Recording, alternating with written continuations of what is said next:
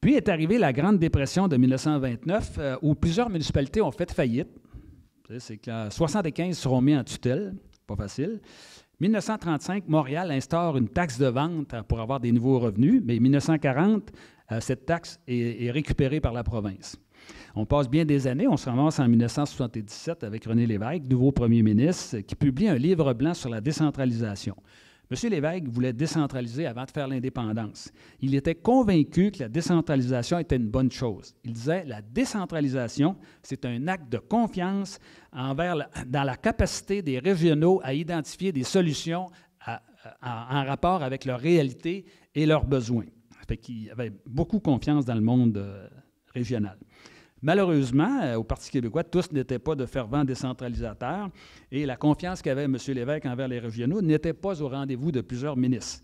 De plus, son gouvernement avait beaucoup de pain sur la planche, là, avec de nombreuses réformes, la loi 101, zonage agricole, financement des partis politiques, création du BAP, SAAQ, etc.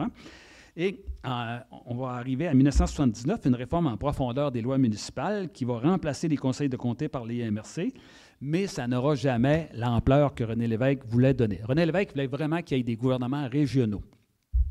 Il va y avoir des avancées, mais pas de véritable décentralisation.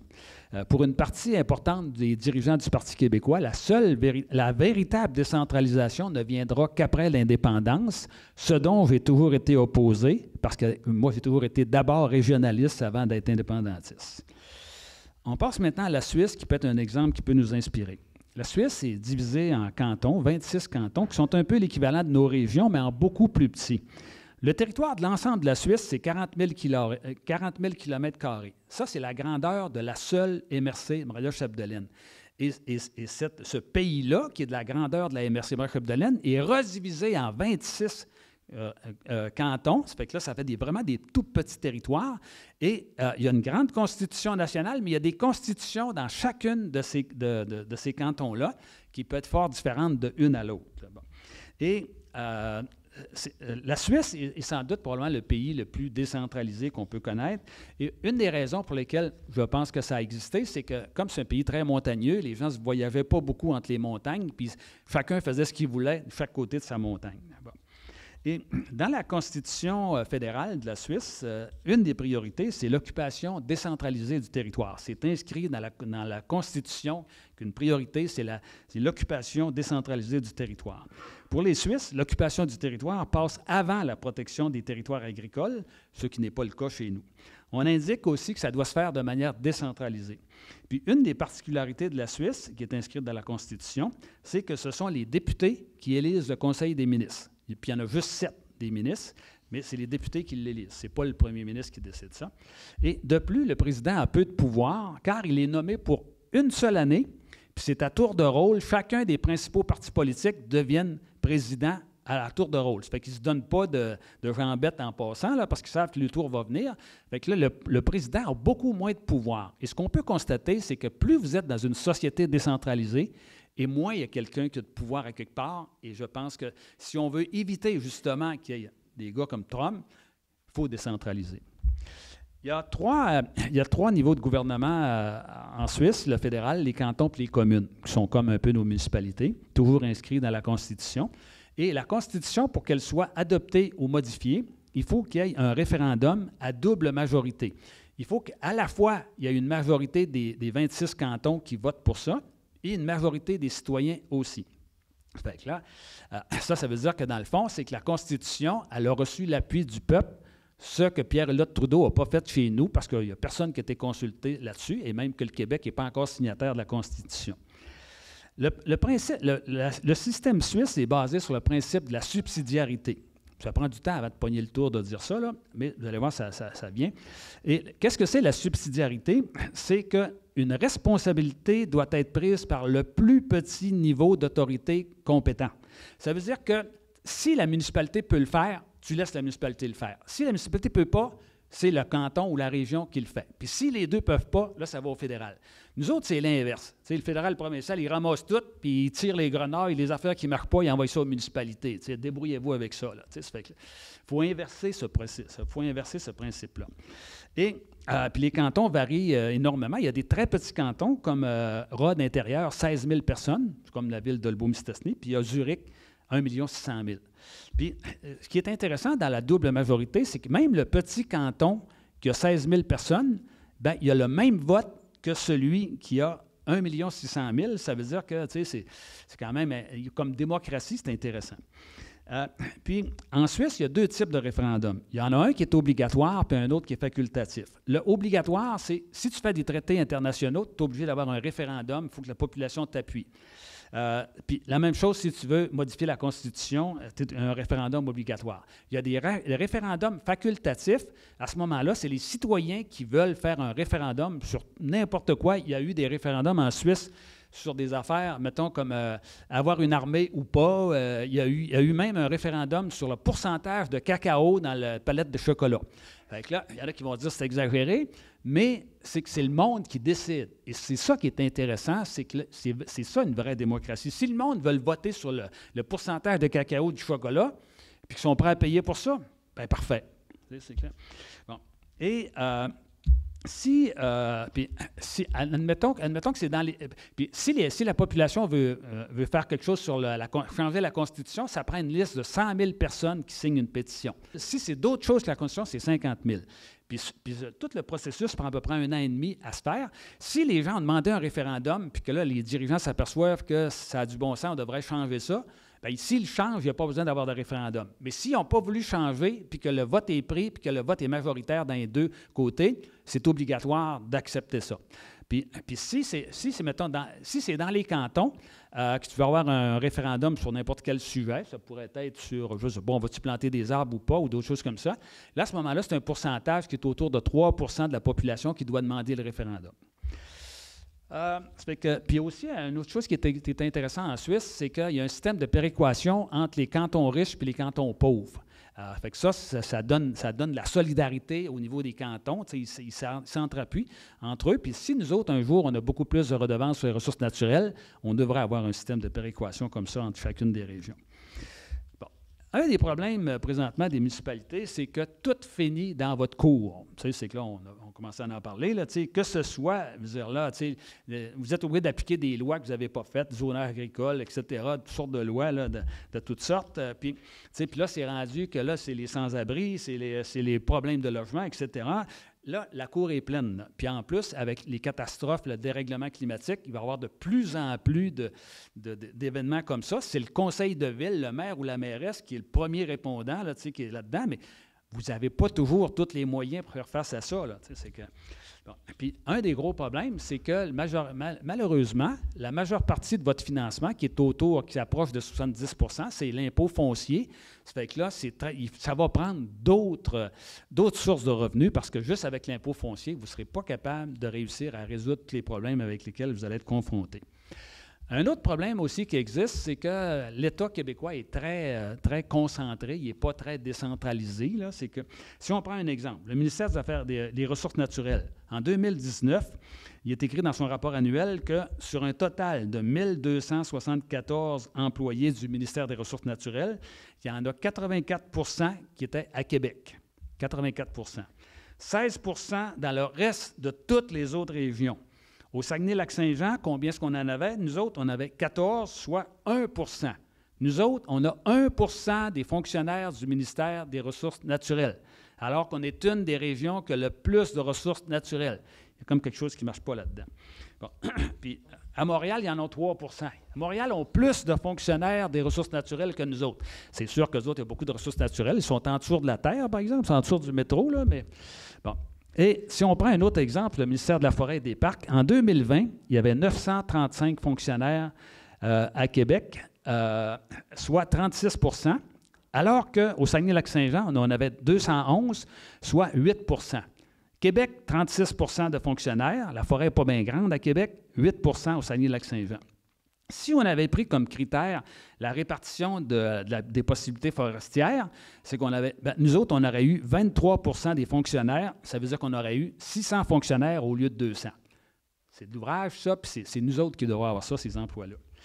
Bon. Dernier problème, la répartition des redevances sur les ressources naturelles. En 2020, il y a eu 1,4 milliard de redevances sur les ressources naturelles. Ça, on parle d'hydroélectricité, mines, forêts, etc. Là, 1,4 milliard. Combien est-ce qu'il y en a qui est revenu dans les régions ressources comme la nôtre? Puis je ne dis pas juste notre région, là. L'ensemble des régions ressources du Québec, il y a eu 38 millions. Ça veut dire que nous autres, là, on a reçu 2,7 % des redevances sur les ressources naturelles. Le reste est allé principalement dans le Fonds des générations. Ça veut dire que c'est les régions ressources comme nous autres qui financent le Fonds des générations qui sert à tous les Québécois et Québécoises.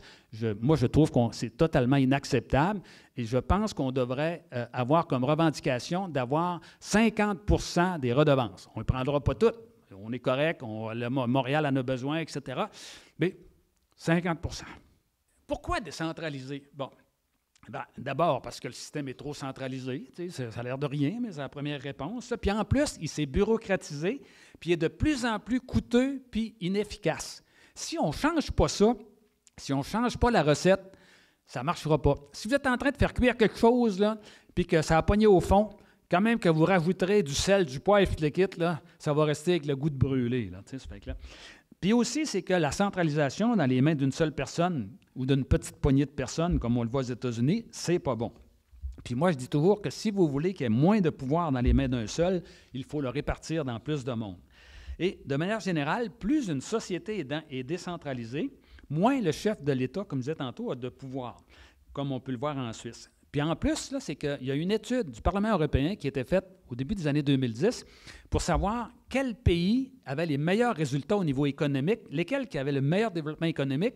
Et finalement, c'est que plus les États sont décentralisés et plus il y a une belle performance économique. Pourquoi? Parce que le monde, ils connaissent leur réalité, ils voient les affaires. Tu sais, c'est que là, si la forêt est dirigée à partir de Montréal, là, puis tu regardes sur la forêt, as-tu quelque chose à faire avec ça? Non, on arrête de couper ça, la forêt. Tu sais, c'est que là. Mais si nous autres, on est ici, on sait qu'on peut faire quelque chose avec ça.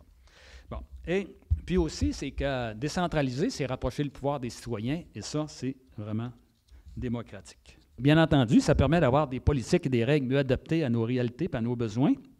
Puis, tu sais, c'est que présentement, là, il y a beaucoup de monde qui décide à notre place. Là. Puis, je vais vous raconter une petite anecdote par rapport à ça et en faire une illustration.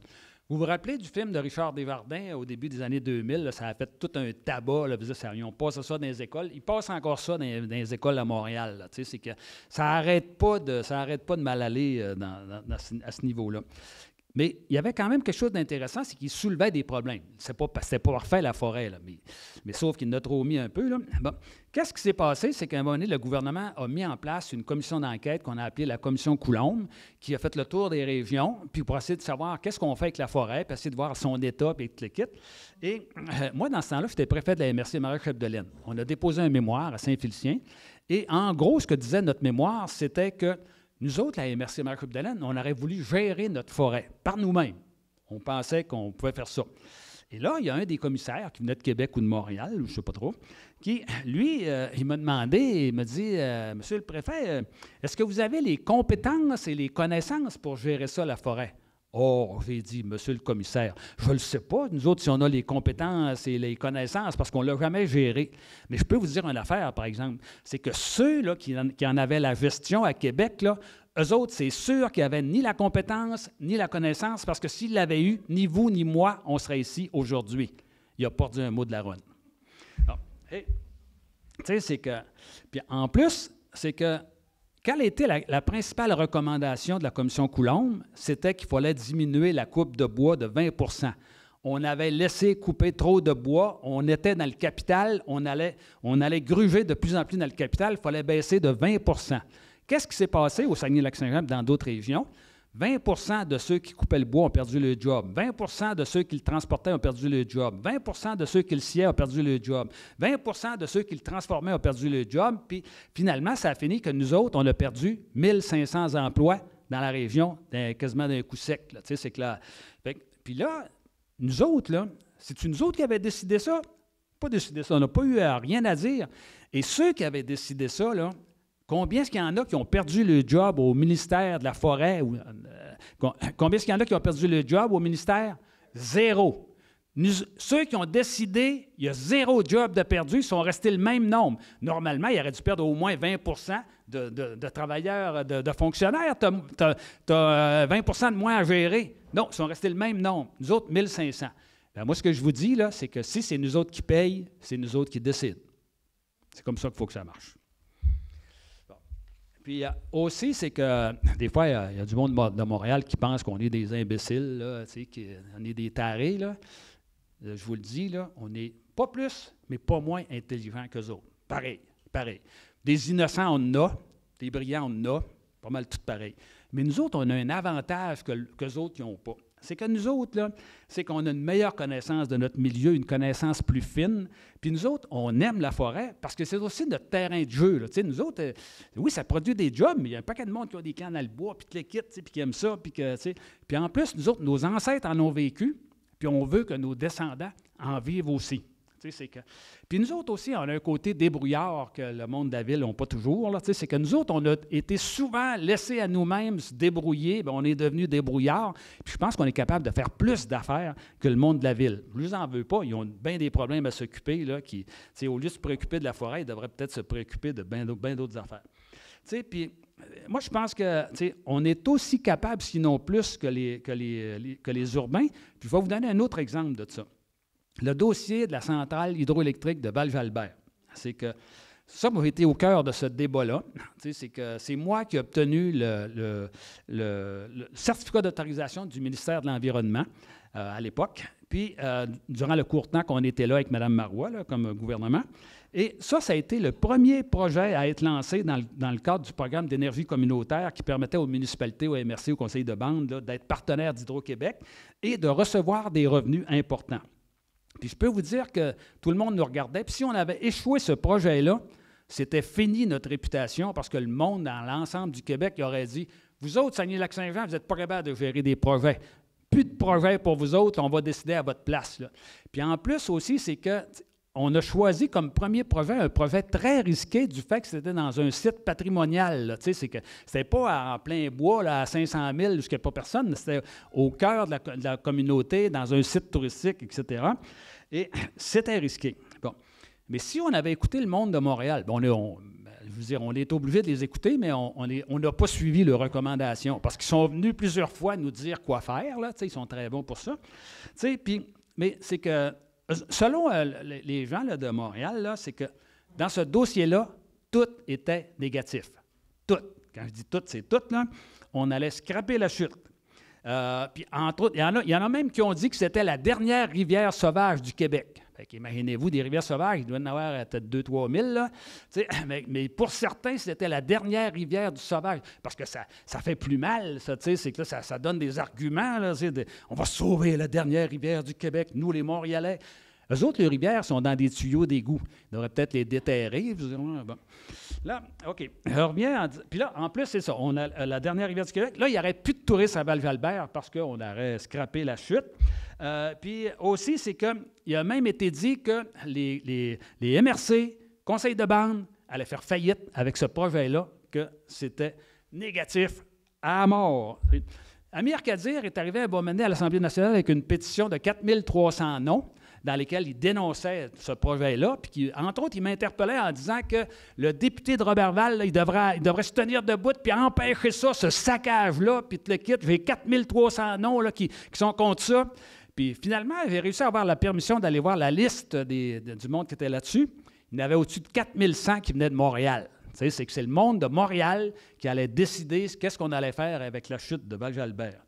Bien, savez-vous ce qui s'est passé? C'est que finalement, là, après beaucoup de travail, des remises en question parfois, le projet a été une réussite à tout point de vue. À tout point de vue. Le bâtiment est parfaitement intégré au paysage, la chute est toujours majestueuse, les touristes sont enchantés, les revenus sont abondants pour nos communautés. C'est un exemple de projet au Québec.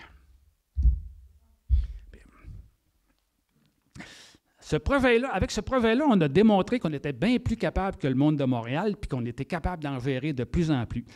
Puis ça nous fait une magnifique carte de visite. On peut dire, regarde, on n'est pas des imbéciles, regardez notre réalisation. Là, puis moi, ce que je vous propose, là, c'est que dans le fond, c'est qu'on prenne de plus en plus de place dans la gestion de nos ressources naturelles.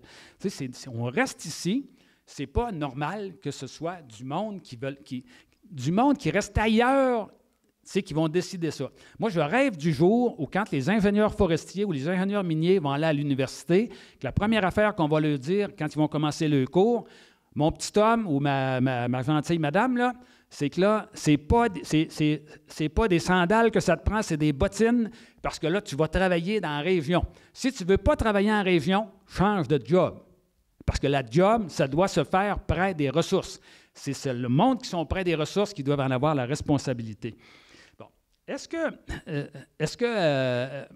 Moi, je pense que si on fait ça, si on devient une région pilote en matière de décentralisation, puis je pense que c'est mieux d'essayer un projet pilote, parce que si tu envoies ça partout au Québec, là, ça va être peut-être de croche, mais nous autres, on a démontré notre capacité. Parce qu'on a démontré notre capacité, on devrait être la première région pilote qui pourrait faire plus que les autres. Puis si on faisait ça, bien, ça pourrait nous distinguer des autres régions. Il y a de plus en plus de monde qui viendrait nous voir, puis le kit, puis je pense qu'on augmenterait notre sentiment de fierté et notre capacité de réaliser des choses. Est-ce que ça va être facile? Bien sûr que non. Puis il y a des conditions gagnantes là-dedans sur la décentralisation. Première chose, avoir des gens compétents, efficaces et déterminés, autant comme élus que comme gestionnaires. Deuxième des choses, faire en sorte que les employés municipaux et régionaux soient davantage des accompagnateurs que des policiers surveillant la moindre problème de projet. Tu sais, c'est que là, il faut aider le monde à faire des meilleurs projets, pas leur dire ça n'a pas de bon sens. Troisième élément important, associer la population à notre démarche, d'en faire des référendums sur différents sujets de temps en temps. Bon. Et je dirais en conclusion que la décentralisation ne nous rendra pas compétents. C'est parce qu'on est compétent qu'on pourra exiger la décentralisation. Et est-ce que la décentralisation, c'est une solution à tous nos problèmes? Bien sûr que non. Est-ce que le fait d'avoir bien réussi des projets comme Val-Albert nous garantira un succès dans chacun de nos projets? Bien sûr que non. Mais il y a une chose qui est sûre, c'est que si on ne fait rien, si on pense que les problèmes vont se régler tout seuls, c'est sûr qu'on est dans la M. Bon, puis moi, je pense qu'une société, ça progresse quand on a un projet commun. Quand il y a un projet commun, là, ça va pas mal plus vite. C'est compliqué, là, mais c'est que est-ce qu'on a un projet commun présentement au Québec ou dans la région? Non. Parce que est-ce qu'on a un projet qui rallie à la fois les jeunes et les vieux, les ruraux, les urbains, les conservateurs, les progressistes, les écolos, les éconos? Non, on n'a pas de projet commun. Moi, je pense que dans l'état de la situation actuelle, on devrait peut-être changer notre devise. Au lieu d'être « je me souviens », ça serait « je me chicane ». Ça nous prend quelque chose qui va nous réunir. Et là, quelque chose qui va nous réunir, j'ai pensé pendant longtemps que ce serait l'environnement, mais ça ne sera pas l'environnement, ça va être la décentralisation. Pourquoi que je peux prédire ça? Bien, c'est parce qu'entre autres, là, c'est que dans les derniers mois, dernière année, il y a 3 mouvements différents qui s'en vont vers la décentralisation. Le premier, le mouvement localiste du Québec, d'origine plutôt conservatrice, mais il a pour objectif d'offrir une alternative au mondialisme, une municipalité à la fois. Le deuxième s'appelle Multitude, d'origine plutôt urbaine et progressiste. Il veut notamment rapprocher la démocratie des gens, décentraliser et octroyer plus de pouvoir aux municipalités et aux régions. Le troisième, c'est la nouvelle vague municipale. Elle regroupe des élus municipaux progressistes et écologiques pour agir sur des enjeux sociaux et environnementaux. Puis Philome Lafrance de Petit-Saguenay est là-dedans. Il pourrait vous en dire plus.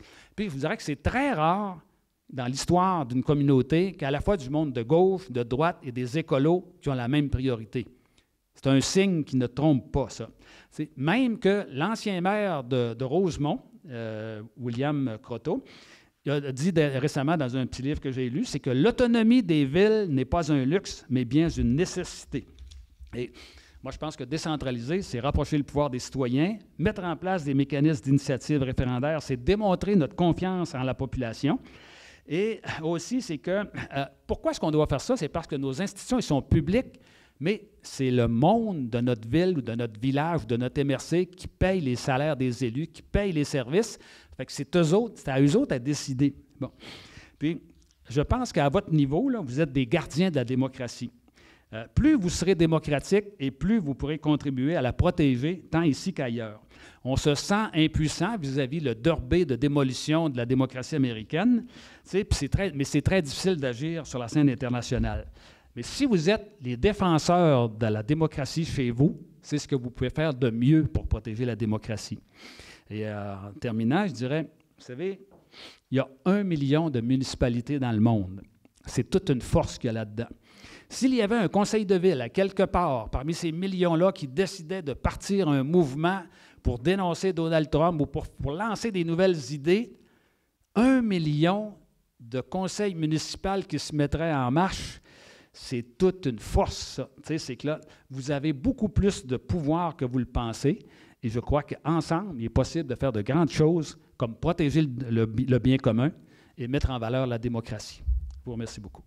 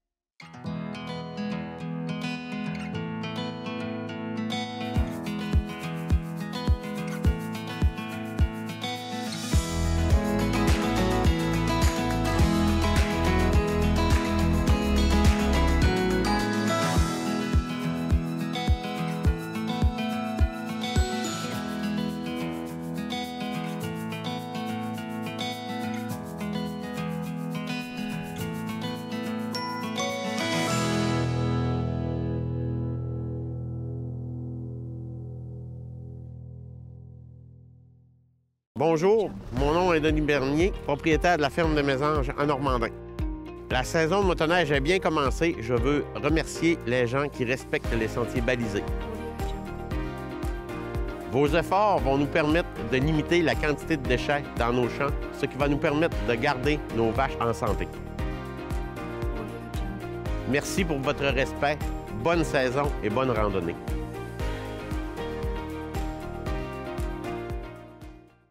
La télévision communautaire autonome parle des enjeux locaux, donne une voix aux citoyens et citoyennes, en plus de faire rayonner les talents d'ici. Accessible à tous, elle appartient à la communauté et donc à vous. J'ose ma télé communautaire, mon média de proximité.